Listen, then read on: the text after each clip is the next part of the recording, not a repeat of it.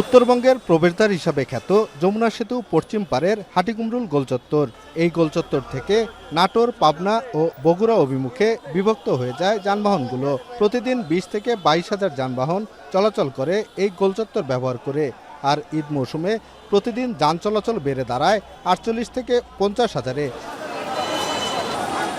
তবে এবারের ঈদে যানবাহনের চাপ বাড়লেও যাত্রীদের স্বস্তি দিতে খুলে দেওয়া হলো বগুড়া রংপুরগামী ফ্লাইওভারটি। এতে ঢাকা থেকে বগুড়াগামী ৮ জেলার মানুষ কোনো বাধা ছাড়াই এই মোড় পাড়ি দিতে পারবেন। ফলে মোড়ে যানজটের ভোগান্তি পোহাতে হবে না। এই ফ্লাইওভার খুলে দেওয়াতে আমরা খুবই খুশি, যানজট হবে না, আমরা তাড়াতাড়ি পৌঁছতে পারবো।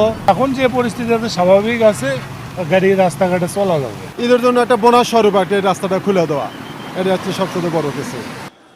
ঈদে রাজধানী থেকে যেমন বাড়ি ফিরবে উত্তর ও দক্ষিণাঞ্চলের মানুষ, তেমনি এই অঞ্চল থেকে পশুবাহী যানবাহন ছুটবে রাজধানীর দিকে। যানবাহনের এই দ্বিমুখী চাপ সামলাতে এই লেনটি গুরুত্বপূর্ণ ভূমিকা রাখবে বলে জানিয়েছে হাইওয়ে পুলিশ। প্রচুর গাড়ির চাপ হবে, তবে রোডস অ্যান্ড হাইওয়ে কর্তৃপক্ষ ফ্লাইওভারের একটি উত্তরবঙ্গের যে ফ্লাইওভারটা ছিল, যেটা দিয়ে সরাসরি উত্তরবঙ্গে প্রবেশ করবে, এটা উন্মুক্ত করে দিছে আজকে। এটা একটা ভালো দিক। কর্তৃপক্ষ জানায় বৃহস্পতিবার সকালে খুলে দেওয়া হয়েছে ঢাকা থেকে বগুড়া রংপুরগামী ফ্লাইওভার লেনটি। এই লেনেই চলাচল করবে উত্তরবঙ্গের ৬০ যানবাহন। ফলে আরও নির্বিঘ্ন হবে উত্তরাঞ্চলের মানুষের ঈদযাত্রা। ঢাকা থেকে বগুড়াগামী যে বগুড়া বা রংপুরগামী যে লেনটি সেটি খুলে দিলাম। এছাড়াও আমাদের ৬টি সার্ভিস সড়ক আছে, ৬টি যে আমাদের সার্ভিস সড়ক আছে সেগুলো উন্মুক্ত আছে যান চলাচলের জন্য।